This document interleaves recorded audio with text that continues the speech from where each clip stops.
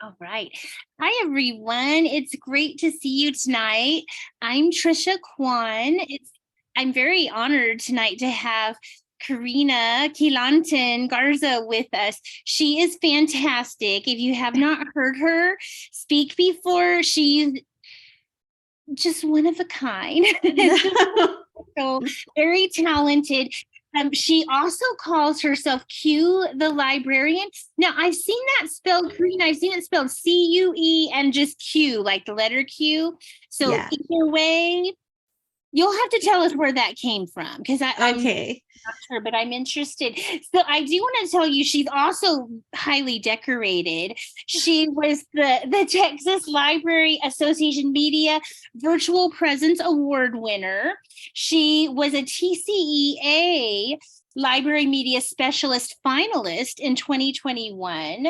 She was a video winner for technology in the International Association of School Librarians conference competition in 2021. And in 2022, she is the Texas Library Association School Librarian of the Year, which is amazing. So congratulations, Karina. That's fantastic. She also works at a middle school.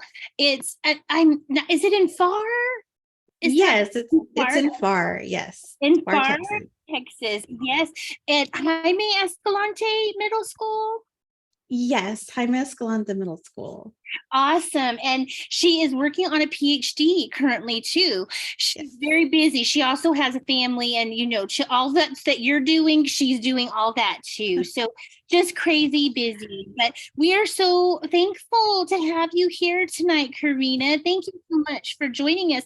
And we are just looking forward to learning more about your Library Ambassadors program. So thanks for coming. Yeah, no problem. No problem at all. It's a pleasure to talk about the programs that make our library awesome and inviting for the kids. And thank you for that introduction.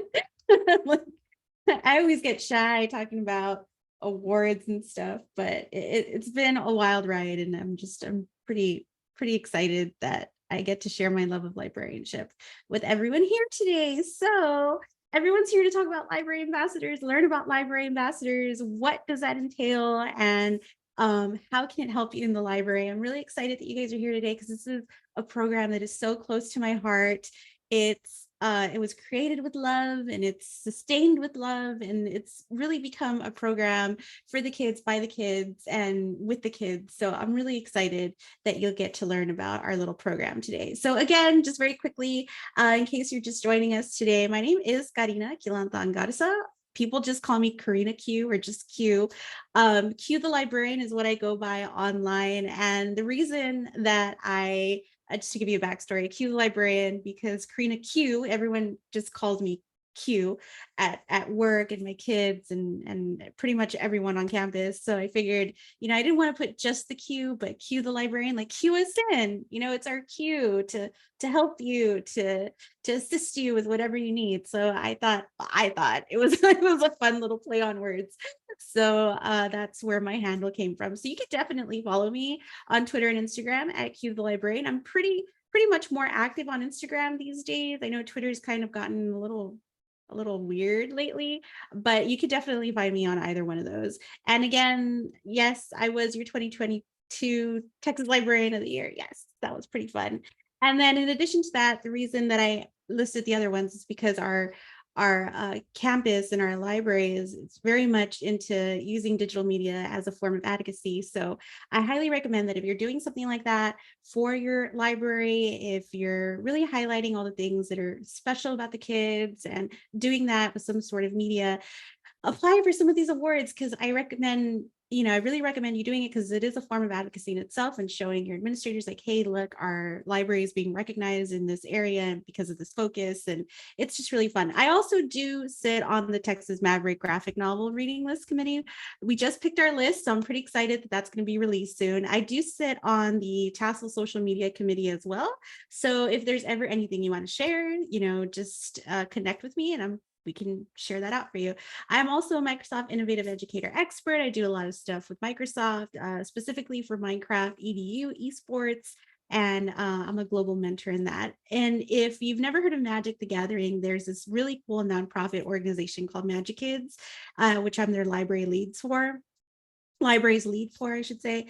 And they send free Magic the Gathering card kits for you to create your own tabletop gaming club. So that's pretty fun. I highly recommend that. That is an entirely different webinar altogether, but pretty excited to be here with you today and to talk about library ambassadors. So let's get started. I know, because an hour goes by so fast. So for those of you all that are here today, so you want student helpers, right? I mean, that is usually the goal. That's kind of what we want our libraries to focus on, right? We don't know where to start necessarily.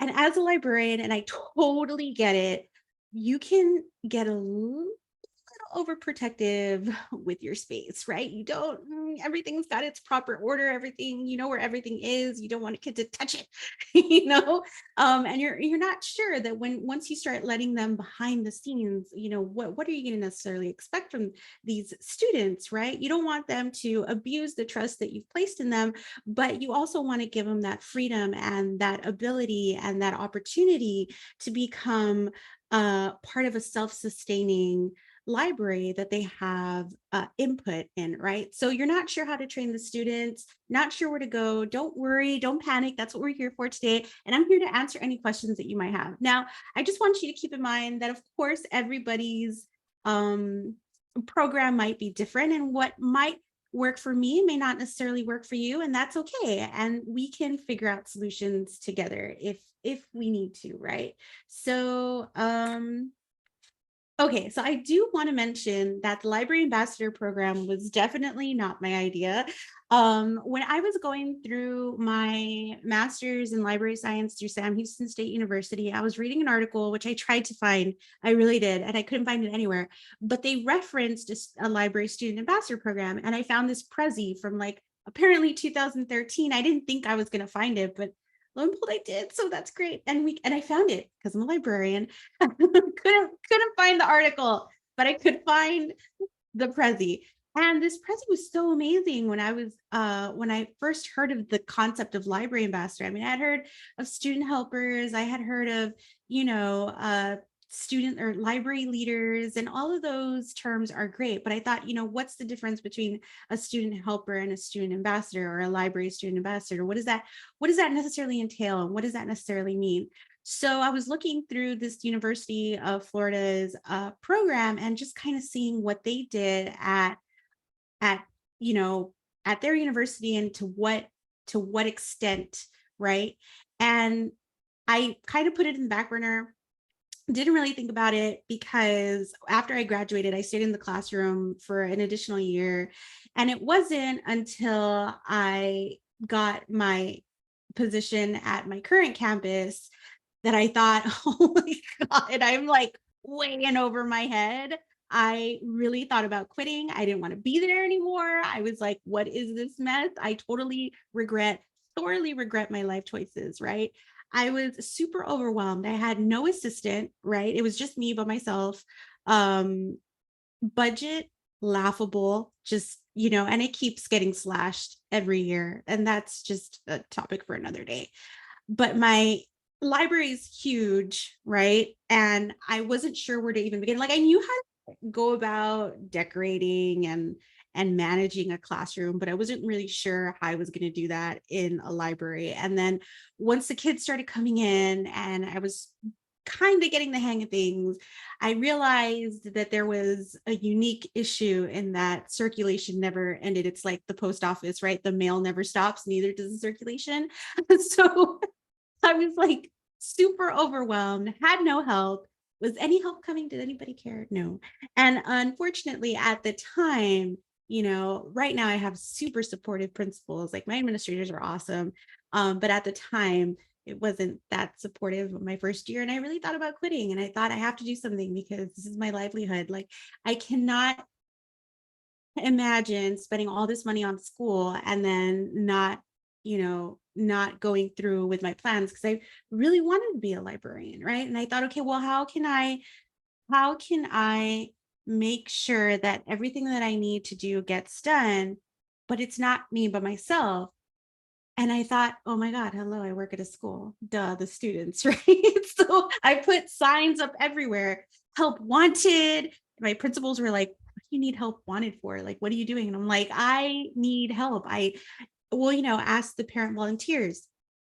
And that was an idea. Yes, that was definitely an idea. Have the parent volunteers. Absolutely. That is definitely a solution for some people. But what I wanted was a space where the students felt comfortable enough to say and claim their space, that they took ownership of the library. I wanted whatever programs and services that we implemented to be reflective of who they are as students and who they are as people. So I remembered, hey, what was that term, or what was that I read about back in the day? And I went through all my school notes, found the Prezi, and I thought, oh my gosh, library ambassadors, that's what I'm going to call them. And in 2015, that's what we started. So we started the GEMS Library Ambassador Program. And I say we because it was me and a couple of teachers that I bounce ideas off of, that I felt really nice rapport with, and thought, you know what, we need to get the students involved. And what does that mean though, right? What is that going to entail for the kids? I don't want them to be solely in charge of checking in and checking out and putting away the books and putting away the books. I wanted them to be in charge of a little bit more. So what it's really evolved into is them taking on leadership roles and learning these library skills that I have to know as a librarian to help them, whether with future employment opportunities or if they decide to pursue internships in libraries. Anything that they do is, yes, a direct extension of who we are as a librarian, who I am as a librarian, right? But and it goes beyond just the daily library duties. That I want them to take part in creating something that's unique, something that's fun, something that speaks to them as individuals, right? And every year is different. It's never the same. Some of the programs change, some of the events change. It just depends on where the kids are, right? Right now it's all about anime and manga. So, a lot of programs going on there, and different ideas stewing about what we're going to do in December and January. And we're having discussions, and there's dialogue that hasn't taken place ever or in a few years. And it's nice to see how the program evolves, because you see how the kids evolve.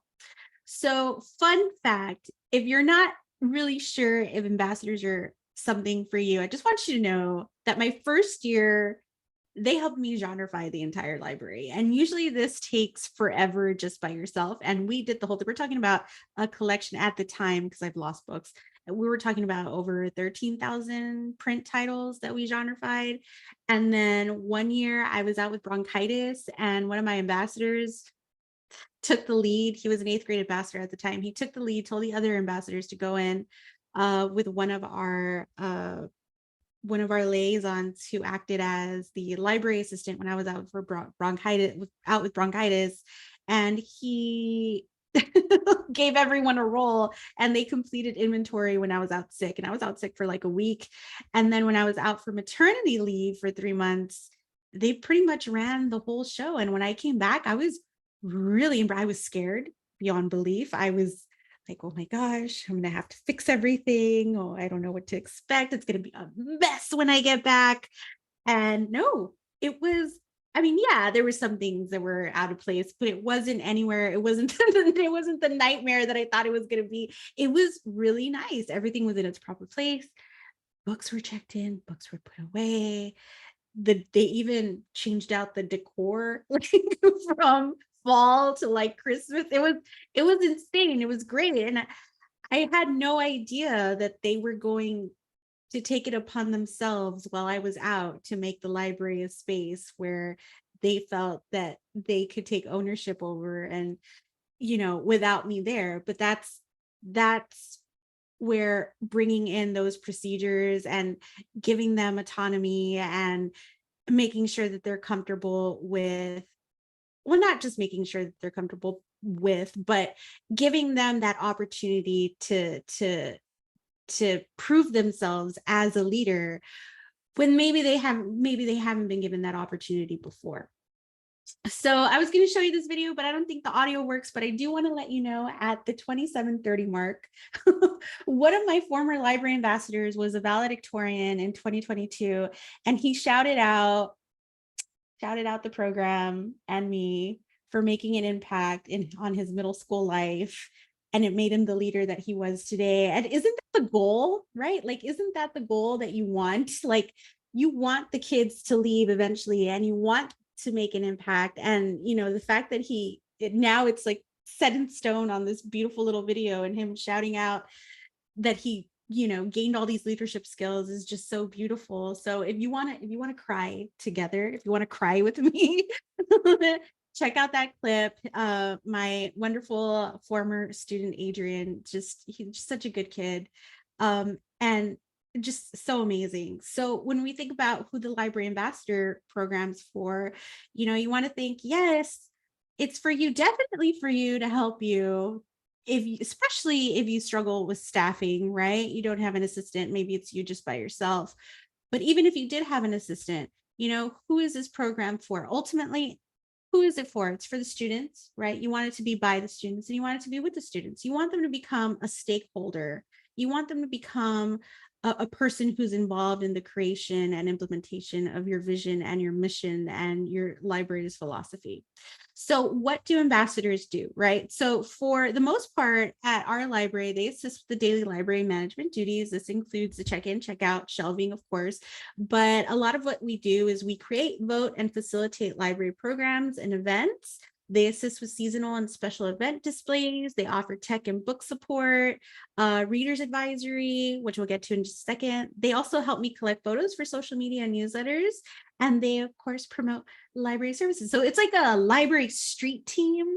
I heard somebody else mention that term somewhere else, and I thought that was so clever, because it's like a library street team. They go to classes and they kind of tell everybody what's happening in the library. Next thing you know, you get buzz, and there's all these people coming, and there's all this traffic, and there's an increase in circulation, and increase in interest, and it's just great, because it's not you doing all the talking, it's the kids doing the talking and hyping up your program. They're hype men, right?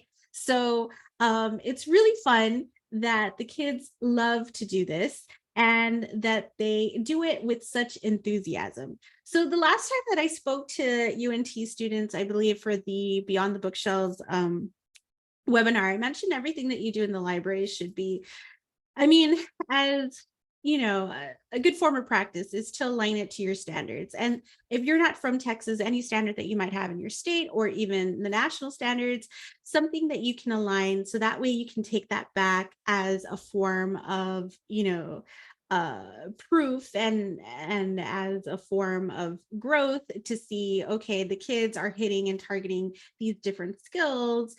This is how we're doing this as well. So in Texas, I try to because we're from Texas, right? I try to align it to the Texas library standards, right? So everything that I give the kids, I want to make sure, okay, how does this fit into the framework that I have to follow? Well, for example, for information literacy, the students and the ambassadors learn how to access the library's databases so that they can help other students look for materials and assist them with their inquiry needs, right? Whether it's through Mac and Via or the library's catalog, they become fluent in that software and in that platform, so they can help me assist students whenever there's like a huge crowd, because I'm not just in one place, right? I'm helping students with books, I'm helping students with tech, I'm helping students with homework, I'm helping them with their research. Sometimes it's a question that a student can't answer, but at least I know that my ambassadors are there to help with this specific piece. They also help me take on cataloging projects, whether it's genreifying the library or helping me change catalog records on the computer. I had a student, we bought some books from Barnes and Noble because we had some extra funds, and she added the entire stack manually on her own. After I showed her maybe like a couple of them, she did the whole stack, labeled them herself, and they were ready to be put on the shelves by the end of the week, which was amazing, because that would have taken me months because I get so busy. But I gave her that responsibility, and I trusted her enough to say, hey, these are the directions. I'm going to write them down step by step. Watch me do this like maybe 5 times. And then if you have any questions, here I am. And checked over her work, and it was amazing. She ended up cataloging all the new books that we got from Barnes and Noble, and it was great. There are other opportunities for the students as far as ambassadors. We research different ways to help the community. Definitely want them to take ownership over their community, want them to take responsibility for the issues that we see in the community. And everybody wanted to do something cute a couple of years ago, and they thought, we love pets. What about pets during the winter? Do they have little sweaters? Do they have little toys? So we thought, yeah, let's see which animal shelters would be willing to receive a donation. So we did and collected pennies for paws, collected pennies, literally sent the money off to one of the local animal shelters. And and that was one of the projects that they did. So in addition to those things, they also help with fundraising initiatives like our annual Valentine's Day photo booth, or our what is it, like snack selling. I know not everybody is too keen on like students handling money, but I trust them, and I trust them because they've shown me that I can trust them. So it doesn't happen overnight, right? You have to build rapport with those students, and you have to be able to see where they are in terms of responsibility, right? And where they are in their journey with that. But yeah, for the most part, they help a lot with the fundraising initiatives too.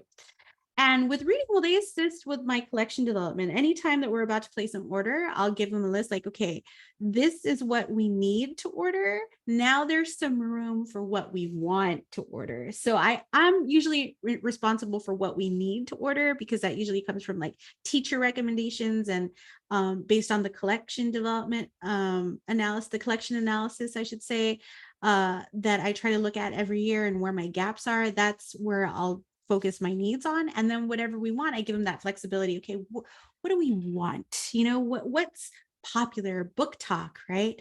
The kids want everything on Book Tock, and making sure that they're developmentally appropriate. And I let them know about how collection analysis and development goes, and talk to them a little bit about the job and what that entails. And they help me come up with a list for purchase anytime that I'm about to place an order. And I love that, because they have say in what the library receives. So they're more than likely to read it and promote those that literature with their peers. And then of course, I made it mandatory. I made it mandatory. If you're going to be an ambassador, you are going to record a Book Talk. Now your face doesn't have to be on it, but you're going to record a Book Talk just to get them over the shyness. I didn't do it well. One, because I was so tired of recording them. And I thought, no, it's for you all. You all do the talking. It's your job now. It's your job now. You do it. But what I really wanted them to do was, because I would always get the same comment from the students was, okay, but how can you just record? Like, I'm shy. Like, you're gonna need to get over your shyness. Like, you need to get over it. We need to practice. You need to learn how you need to practice your public speaking. You're a student of the 21st century. I definitely foresee you having to record a video at some point. So I'm going to teach you some different ways on how to do that, teaching them how to use Canva and the recording feature, and how to create a graphic, and how to record their voices over it, so that they can record a book talk and we send it to everyone on campus, and the teachers can show it during breakfast. We post it in the Microsoft Teams channel. We put it on Google Classroom so everybody sees it. And the students will be like, who recorded it this week? Can I record the next one? Even students who aren't ambassadors are wanting to record book talks now, because they heard it from their peers. And so we already talked about that. But yeah, this was actually the district news people. They came to record a book talk. So these are a couple of my students who did that for the district. And then as far as like digital learning, right, we really focus on all the apps, mostly the most popular apps that we use on campus. And this includes, Follow Destiny, Canva, Piclage, Britannica, pretty much anything on Mac and Mia, and Brain Pop seems to be one of the most popular ones. So just teaching the kids all these different platforms so they know what to expect if they're ever in the classroom, and they'll help the teachers too, which I love, because a teacher will say, well, how do I log into Brain Pop? And if they so happen to have an ambassador in the class, oh yeah, I know how to log in. Boom. Didn't even need to send me an email. They had the students there with them answering questions, and just so beautiful. And you want to make a place that's inclusive of everyone, right? And I want them to see themselves in the environment that we create, right? So this involves them creating reading areas. Like, for example, with the gaming club, they helped us create our gaming area, where we decorated the screen to look like a Switch. They helped lay out the carpet, the bean bags. They sanitized everything so that the gaming club could use it the following day. Decorating the circulation desk, moving around the furniture to kind of make it flow a little bit better, setting up fairy lights and setting up everything for the book fair, and just kind of like helping me every month to make the space, I guess, conducive for learning, but also conducive for just being a student overall. And they love doing it. I say, okay, it's December. Who wants to decorate? And they're like all about it. Like, what are we going to do? What display are we going to do this month?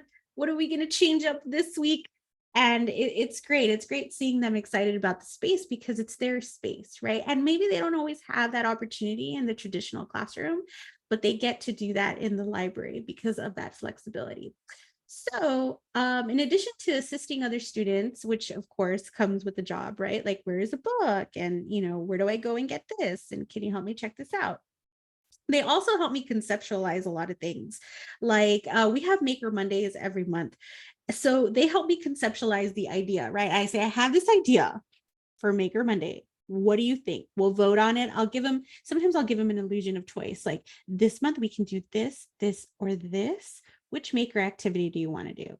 So for example, when they were really excited about the perler beads, I thought, okay, I don't want to do this on a full scale just yet. I want to practice with you all first. And then depending on how it goes, I'll figure out how many more plates I need, how many more tweezers I need, right, to pick up the little things, the little beads, how many more keychains we need, depending on how many people sign up with y'all, just depending.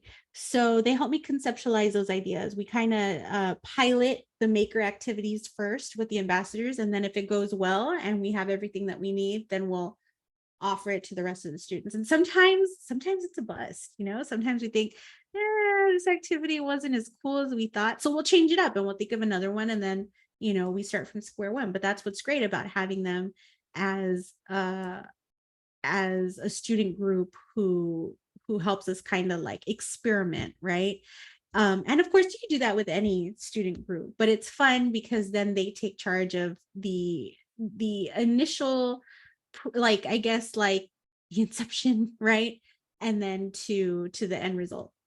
And then of course, at the end, anytime that the ambassadors have I guess a role in something, whether it's them promoting the activities and programs, I tell them, okay, but what's the impact? The 6 weeks our circulation went down. Why? The 6 weeks our sign-ins went down. Why? We had more minutes read on our electronic books. Why is that? So we look at the trends and think, okay, what can we do a little differently to hype up a certain area, right? Whether it's getting more classes in or increasing the library's usage throughout the year. I want them to look at the data and think, okay, I was a part of this. I helped do this. I helped with this number, right? And I'll tell them like, hey, some of the kids aren't coming during lunch anymore. What's going on? And they'll usually tell me, oh, it's because of this reason or whatsoever. Okay, how can we get that traffic back in here? They'll offer ideas, and then we'll set up some activities.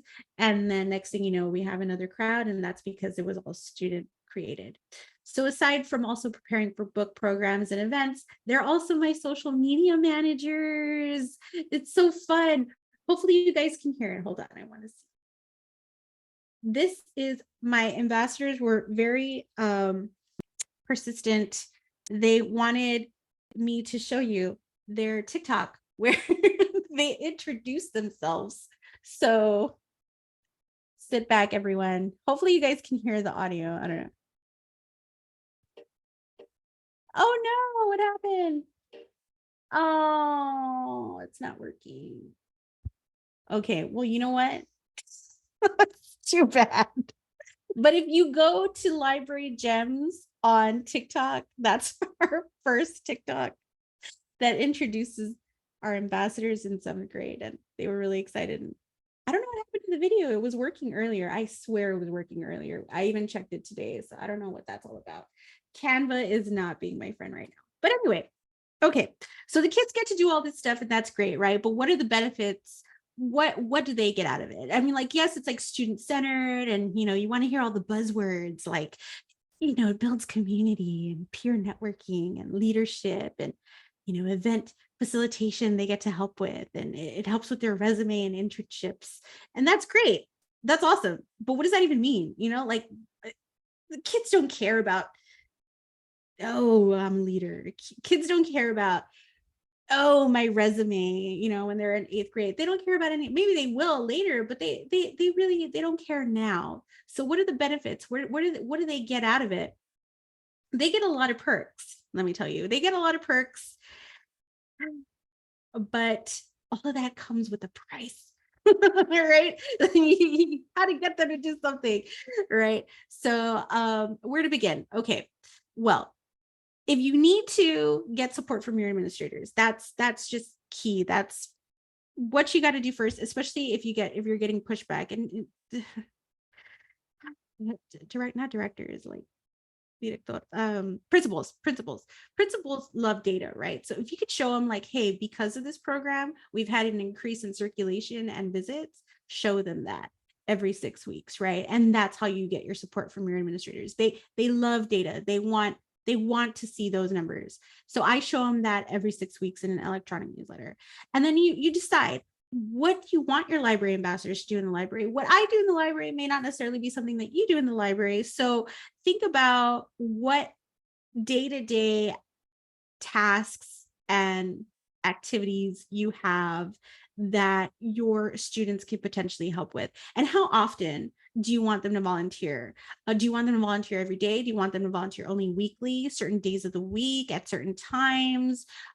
Which students do you want to target? And I say that because that's very, very important. My students go through an application process because it's not part of a class. It's not a class that's assigned to me. So it's open to everybody. Anybody can apply. But who's going to send back the application, right? Everyone wants to be an ambassador, but who takes the time to actually fill it out? And is this part of a class? Do you have to assign grades? Or is this strictly volunteer based? So mine's strictly volunteer based, but of course you can totally do this as part of a class. As a matter of fact, I have a dear friend named Amanda Hunt, who's the next gen librarian on Twitter and Instagram. She has a library aides assigned, and she does this really cool program called Classcraft. And I highly recommend for our next webinar, I'm just going to, Amanda Hunt. She does a really great job with her library assistants using this program called Classcraft that it assigns them points and little incentives. And that's really neat. She's teaching me, and I'm really excited to use that with them this year. And I don't know enough about it to tell you about it, but I highly recommend you reaching out to her for that if you have kids as part of a class that are assigned to you and you have to assign grades.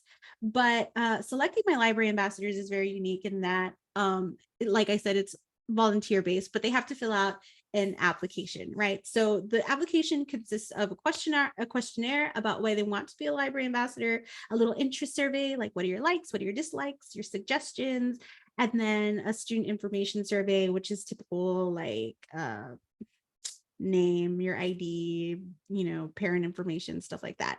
And then the students need 5 teacher recommendations, like a job. I want them to get familiar with what it's like in the real world, right? They must maintain a 75 average or higher every 6 weeks. And I do that because sometimes one year I wasn't keeping track of that. And students were coming to the library to volunteer, which I love, but they weren't going to tutoring and they were failing their classes. And I was like, oh my God. So I was getting blamed, but I didn't know. So every 6 weeks, I check their report card. I'm like, if you're not passing, you need to start prioritizing your studies, because as much as I love you, baby, my 3-year-old just came to say hi. Life of a mom. Hi, baby. If give me a second.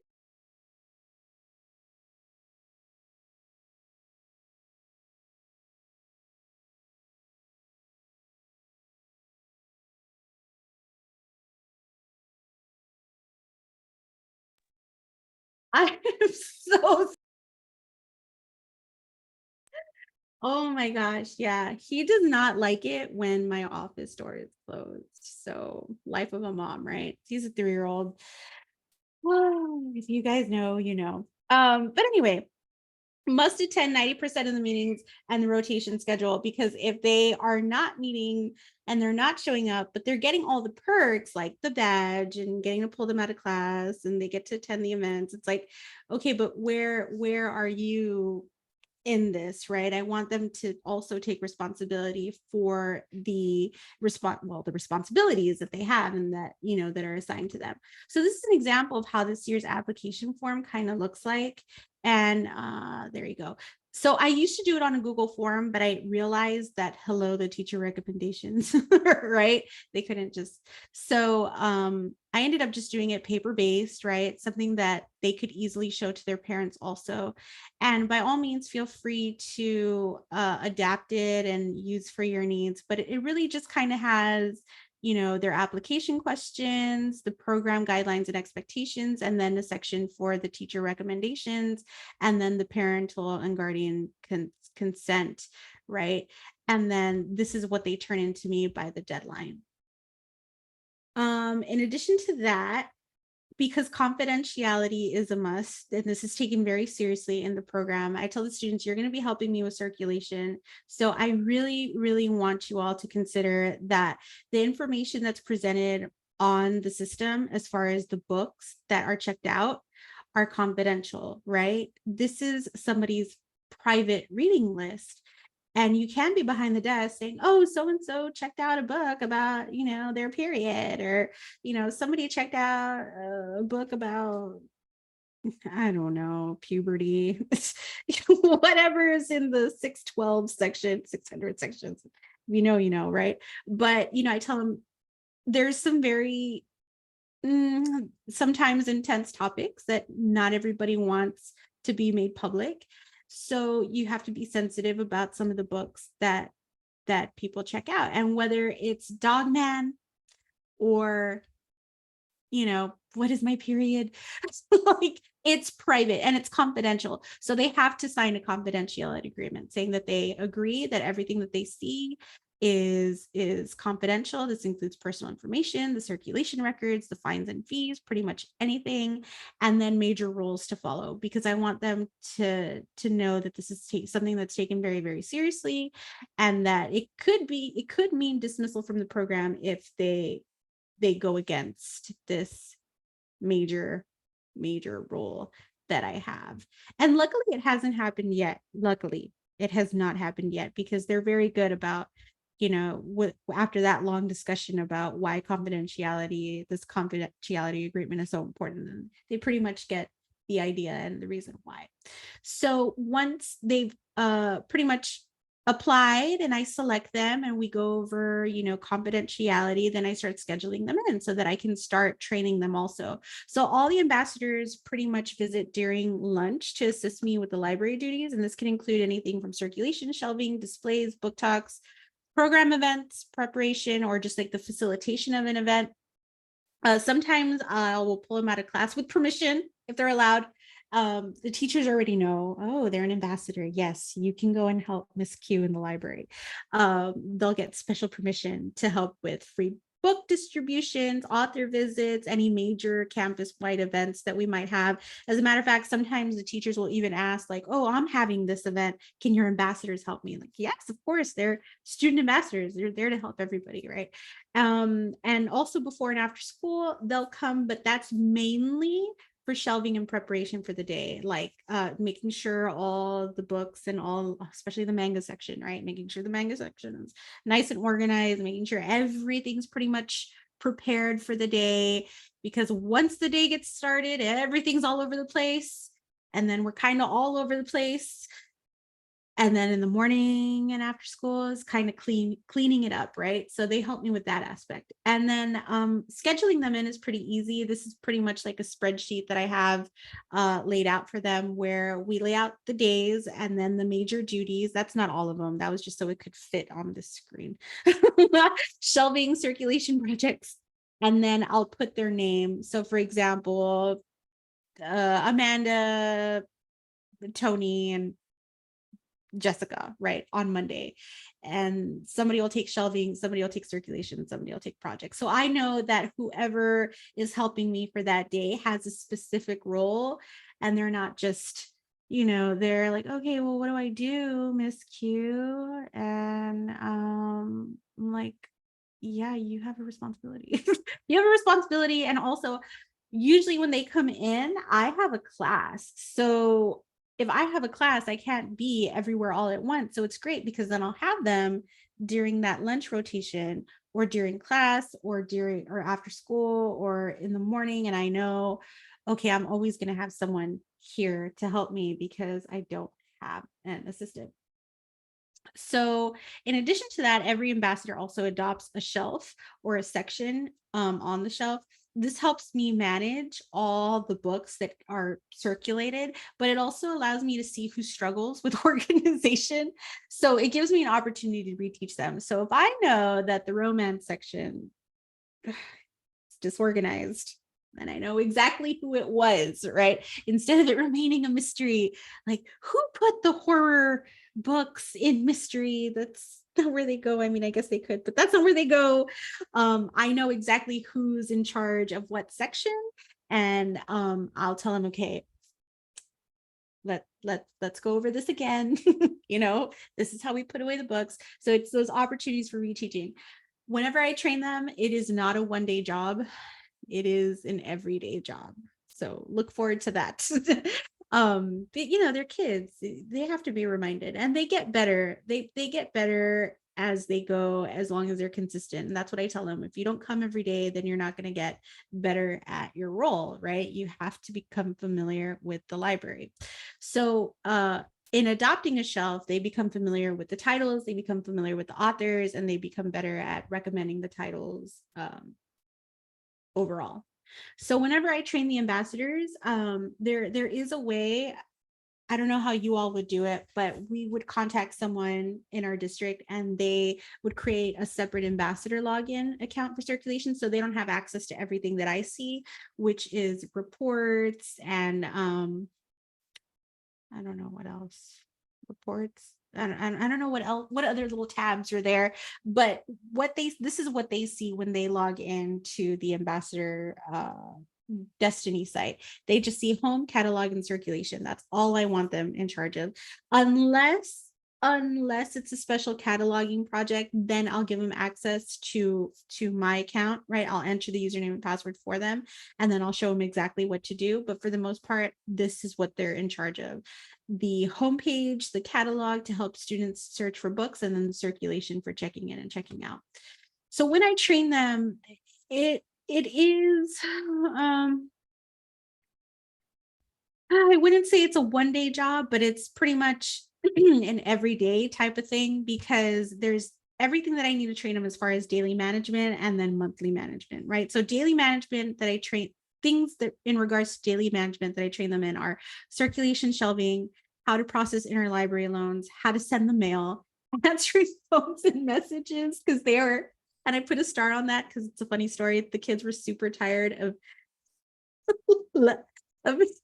of seeing me just like let it ring. Like, I hate answering the phone. You know why though? Because it's always a vendor. It's always a vendor. And I don't know why. Like, I'm teaching. And they would get so upset. Like, why don't you ever answer the phone? Because I don't want to answer it. So they will answer it for you. And I said, okay, if I give you a script, will you answer it and take a message? Yes. So yeah, so I'll make them a little script that's right next to the phone. Hello, this is Gem's Library. This is Ambassador Jessica. How may I help you? And then they'll write down the message, which is really cute. They'll help me with technology maintenance. We have some tablets, and then of course they help with sanitizing the computer area and just making sure everything's in its proper order, making sure we're not missing any mouses. Yeah, making sure that we're not missing any headphones, stuff like that. Digital collection access, right? Helping me by learning more about the digital collection so that they can help students become familiar with the digital collection, so that they know that we have ebooks available. And then of course they also help with the special cataloging projects that usually take place daily, if not monthly. And then monthly management that we train them on is updating the reader recognition walls, updating book talks, changing out the displays and decor, overdue book sweeps. So anytime that let's see, like let's say 3 weeks have gone by and a class hasn't come and there's a bunch of overdue books, and I know that they're books that are super popular and other kids want to read, they'll take one of my red carts and they will go class by class and pick up all the books, which we call book sweeps, and then they'll bring them back and we'll check them in. Book Dash is a service that we provide. It's like DoorDash, but Book Dash. The students reserve a book on Destiny, and then we get the notification, we check it out to the student, and then the ambassador goes and delivers it to them. When they get a cute little receipt with a due date, it's adorable. And then of course they help with the Maker Mondays, updating and maintaining technology. And then for some reason, everybody loves using the library storage room. So this is a monthly job. They help organize the storage rooms for use because there's just a lot of stuff in and out of there. And then how and when we train, that's one of the questions that I get most of, like, okay, they get to do all this stuff, but like, how do you train them? Like, and when? Like, when do you have the time? So this is how I chunk it up. The first week that I get them, it is only shelving. Like, that is it. That's all I want them to do, because it's just nonstop. And it helps me and them get familiar with who's going to take responsibility for what shelf, who still needs help with figuring out where everything goes. And that allows me to reteach if I need. The second week, once I feel that they've gotten the hang of shelving, then it's like, okay, you know where everything goes. So now when we get the books in, you know where to put them, right? So the second week, they help with circulation access. So that involves giving them the username and password to check in and check out. And then the process of when we get the books in, this is what we do. We take off the tags, the due date tags, we organize them, put them on the cart, put them away. Then the third week is strictly databases and the OPAC searching. So how to access the different databases that we have available, how to properly search in the catalog so that they can help a student find a book on the shelf. And then the fourth week is interlibrary loans. Fifth week is the cataloging projects, like helping me genreify, helping me change some records in the computer so they match the labeling on the shelves. And the sixth week is usually special projects. And I put that with an asterisk because it's usually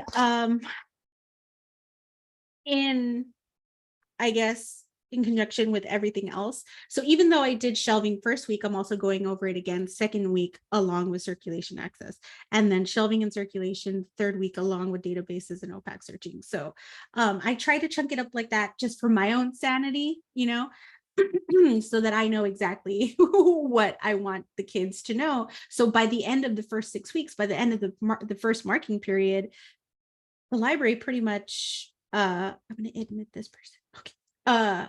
The library pretty much runs itself, which is great. So what are the incentives, right? Because remember, they don't care about resume building. They don't care about any of that, right? But they do care about the ambassador lounge. Okay, so we have a workroom in the library, which is where I should be, doing workroom stuff, but we made it into an ambassador lounge.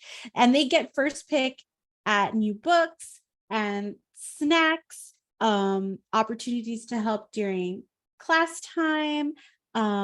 Sometimes I have to cap the number of students who come during lunch. So if I cap it, there's no need for an ambassador to reserve their spot because they have a badge, right? Exclusive permission. So their exclusive library ambassador badge that they wear all the time because they're super important. They get a lanyard, they get a button, they get a sticker, they get a shirt, and they're awarded with a medal for the end of the year awards. And then we also go on a field trip. And we fundraise for these things. So, it's like, hey, whatever we fundraise, this is going to go towards, yes, not just the students for like different incentives that we provide for the campus, but also for the ambassadors, right? So they get really excited about that too. So I just had to throw out our cool little lounge area. We put butcher paper that looks like bricks, so our wall looks like a brick wall, and we put a little Keurig, right? Let's put some hot cocoa in there, and yeah, so and the teachers love it too. They love going in. They will have an ambassador lock-in every year for Christmas and at the end of the year, which is a lot of fun too. So another question I get is, well, what if it's part of the class? You do it on a volunteer basis, but what if it's class? Get badging. That's what I tell everybody. Thanks to Deb Zeman, a very good friend of mine, Wakelet Student Ambassador Program is a thing, right? So this is a really cool program that you can have the kids complete and have them and assign them these different activities that connect to the 6 C's and align them to the library standards also. So I would recommend, like, every marking period, focus on a project that aligns to the standard or that aligns to one of the C's in the Wakelet Student Ambassador Program. And then at the end, the student earns a certificate or badge upon completion of their project. And I went ahead and included it here so that you can apply, and they'll give you everything that you need to get started, to get your kids started on the student ambassador track. So it's perfect for resume building, and especially if you work in the high schools, middle school, stuff like that. And then, of course, communicating with my students is very important. I know that, I try not to, communicate after hours or anything like that. But in case I need to get a hold of them for whatever reason, whether, make sure that you bring your badge, or make sure that you remember that we have an author visit, or make sure that, we have this event going on. I use the Band app. I know everybody uses Remind, but I like Band. We use Google Classroom. They have their own Google Classroom. We do daily check-ins. They make sure to come to the library every day in case. And then, of course, the intercom announcements in the morning in case they need anything. And of course, Instagram too. And whenever you're creating your ambassador program, I brand it, put it on everything, put it on stickers, on shirts, on buttons, on badges and headers, and make it a watermark. Just put it on everything. And I use Canva for everything. So the last 2 little images right here is that was the one that we had for the longest time. And then we changed it to this book. Who's reading a book because our mascot is Bucks. So we made it with glasses and a book. And I love it because it's so cheesy, but they love it. So that's sweet. And this is our exclusive ambassador badge for this year. I make them a little badge, which you can get holders from Office Depot, and the exact dimensions are 3.5 by 2 3/8 inches. And I make them buttons, and we get stickers, and I order them lanyards. And if you're interested in getting the actual template for the badge, I went ahead and hyperlinked it as well. And I know I forgot to share this with you in the chat, so I'll share the presentation with you as well. And I highly recommend you following our library at Library Gems on Instagram, because usually if it's an ambassador project or some sort of highlight, it'll be mentioned there. And anything that we have going on in the library, the kids usually help me with. So all I got to say is, in the end, just make the program, your own, get input from the kids, have them come up with the ideas. Don't be afraid to let them take ownership over the space. You know, I know we get very comfortable in saying, oh no, everything in its proper place. But honestly, if you let the students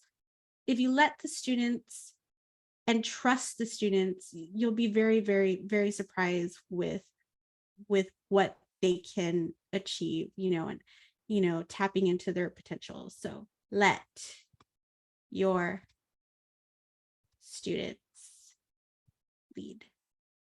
Those are my kids. I love them so much. All right. And that's my presentation. So that's awesome. I love it, Karina.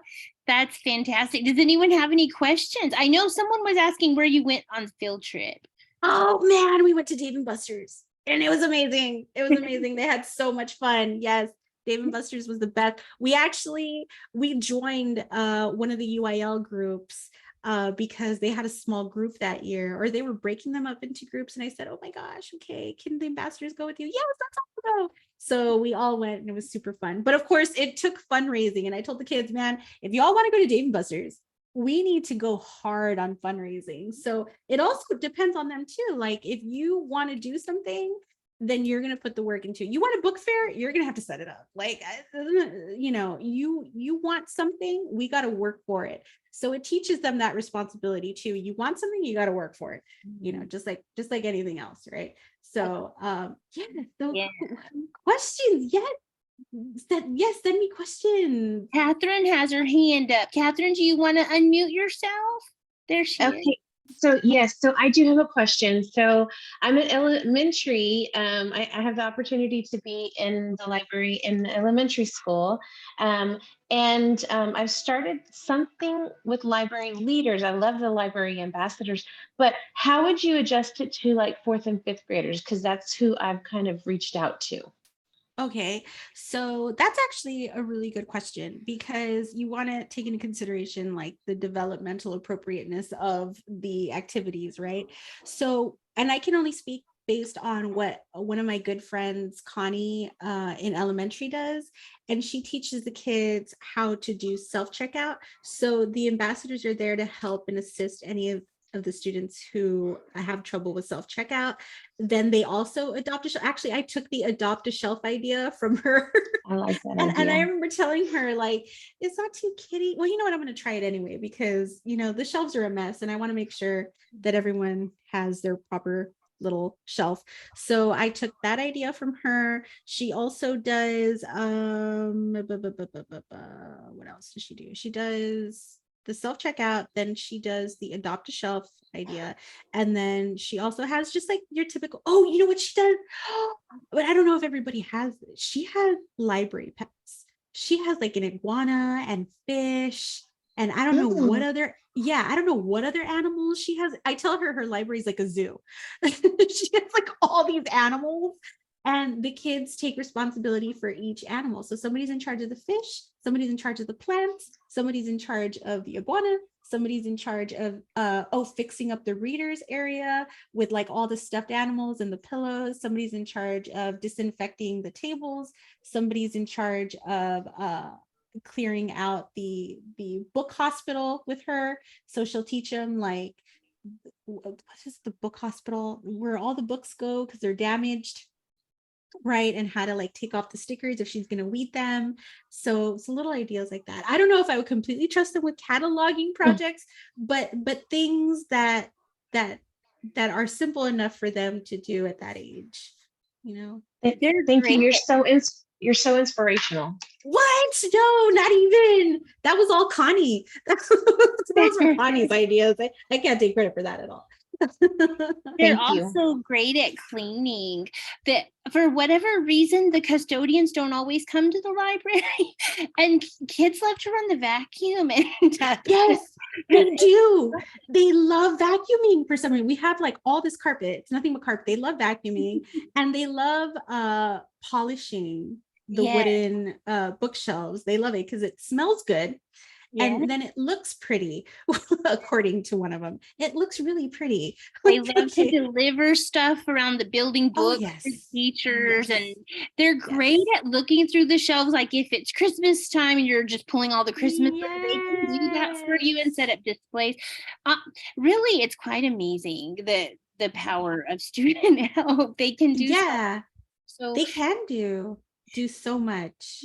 So I think there was another question. Oh, Jessica said decorating the library for the season. I love that.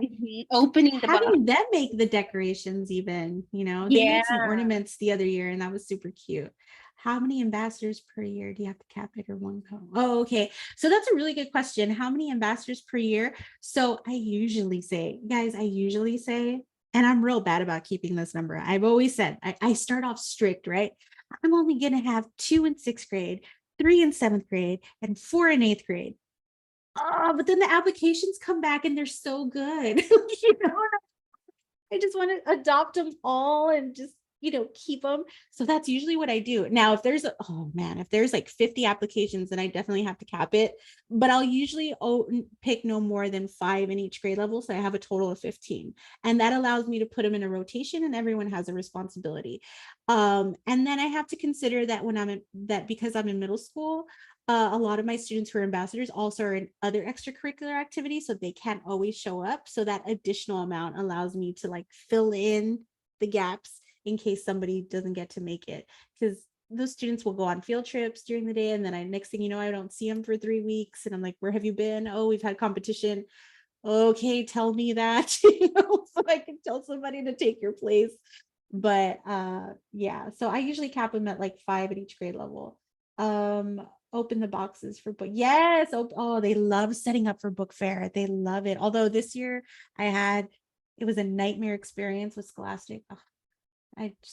Anyway, yeah. So Sarah says at the high school level, the library has students who are thrown into the library for an office aid period. A lot of them just end up sitting in there doing nothing. Would you recommend trying to tie in? Yes, absolutely. Have them do everything for you. Everything. Give it. I mean, and by all means, feel free to look through the presentation and figure out, like, you know, what might help for you, what tasks you have on a daily basis that they might be able to help you with, especially in high school. I mean, sometimes I think, man, if I had high schoolers, I could do a lot more. But of course, you know your students best, right? But you know, you can always reach out to me and see, and we can bounce ideas off each other and see if we could figure something out together. I mean, but yeah, I would definitely have them do something like that. This would be a super great, because yes, they really do care about their resumes. It's a great extracurricular, something that they can put for future employment. Saw your GEMS readers in one of your slides. How does that work? My GEMS readers. Oh, so that is a word count incentive. So if the students read 250,000 words and we track them through the Renaissance platform, they're an Emerald reader. And then if they read 500,000 words, they're a Sapphire reader. If they read 750,000 words, they're a Ruby reader. And then if they read 1 million or more, they're a Diamond reader. And so at the end of the year, they get a certificate.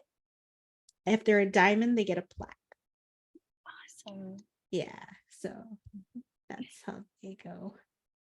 Yeah, can't wait to start this program. Oh, yay. Oh, yes, let me give you the slides. Yes, let me do that. That would be great. Yes. Does anyone have any more questions too before we say good night? We'll give you, we'll give you that teacher 10 seconds. I see Cynthia asked a question there, Karina. How do you handle the cases where students don't volunteer on a regular basis? Okay, so usually I give them a verbal warning like at the beginning. I usually put them aside, and it's usually not their fault. Like I said, a lot of them are in extracurricular activities, so they'll say, oh, I was in sports, but I usually tell them, like, you have to let me know. Otherwise, I think that you're just not showing up just to not show up. And then, but if a person is usually not showing up, then it's usually because they don't want to be in the program anymore, because it's middle school and they're too cool for those library sometimes. So, if that happens, I'll usually ask them, you have a choice. Either I can continue scheduling you or I can have somebody replace you. And those are your two options because I need help. And usually they'll either start coming back or they'll say, no, I'm just too busy. I can't do it. Okay, that's cool. Like, but don't stop coming to the library. I still want to see you, but usually they do not want to give up their badge because then that means they have to give me back their badge. The drama. Ooh, the drama when a kid has to turn in their badge and then somehow everybody knows about it. By the end of the day, ooh, Miss Q, I heard so-and-so had to turn in their badge. Can I have it? Like, you got to apply. But yeah, so that's pretty much how I try to be real flexible with the kids too. And just trying to be as understanding as I can be. But if I know that they're just not showing up ever and they're just, being difficult about it, I'm like, okay, like I'm going to give you a choice. Either you come and help or I give your spot to somebody else. And usually and I'll show them the stack of applications. Like there's all these people who are in line, you tell me. It's rare. It's rare that they'll say, no, I hate being an ambassador. But but if they do drop out, it's usually because they're so busy. Usually the kids I get are like in orchestra, UIL, all the kids that love the extracurriculars. And then I have other kids who aren't in anything at all, and like library ambassador is their life and they love it. So and then I get some kids who you think wouldn't have any interest in the library become an ambassador, and it changes their life. It's awesome. It's awesome to see the different students who come in and make the ambassador program what it is. But I don't know, hopefully, I don't know, was this helpful at all? I don't know, I felt like maybe I went too Let's fast. give her a hand. Oh, okay, yeah. It was amazing. People don't always realize, and you're right, they need help. You will need help. If you're not in the library yet, you're going to need help. And really harnessing the power of your students is just a great way to go. This was fabulous, Karina. Thank you so much. Thank you. And we'll have you back again too, and another time. I would love to just adopt me already. And that's what I'm thinking. I feel that way. I feel like you're kind of like my kid already. Oh my gosh, I love it. Yes, I love that. Yes. Yeah, thanks so much for coming though. And but by the way, y'all, we're not having a webinar in December because it's crazy in December. I know how Decembers are, but in January, Dr. Rose Brock from Sam Houston State University is coming, and she hosts the North Texas Teen Book Festival, which is coming in early March. And if you've never been, you will want to go, and it's free and it's fabulous. It's the biggest book festival, I think, in the country. It's huge. So she's going to talk about who's coming and what they're going to be sharing at the North Texas Teen Book Festival. That'll be, I think it's January 25th. So, and I did put the link in the chat for if you want to see this webinar. Karina has another webinar she did with us last year where she talked about other programs in her library. You don't want to miss that. If you're a student, you can count any webinars as an hour for your practicum. Yay. But the information is the more important thing because there's so much fantastic information in those webinars. So I encourage you to take a look at them. And I just hope you all have a great Thanksgiving next week. It's good to see everyone. Take care. Have a good night. And you can let your baby in now, Karina. Thank you so much. Thank you. Thanks. Bye. Thank you. It was nice meeting y'all. I'm going to stop the recording. I almost forgot.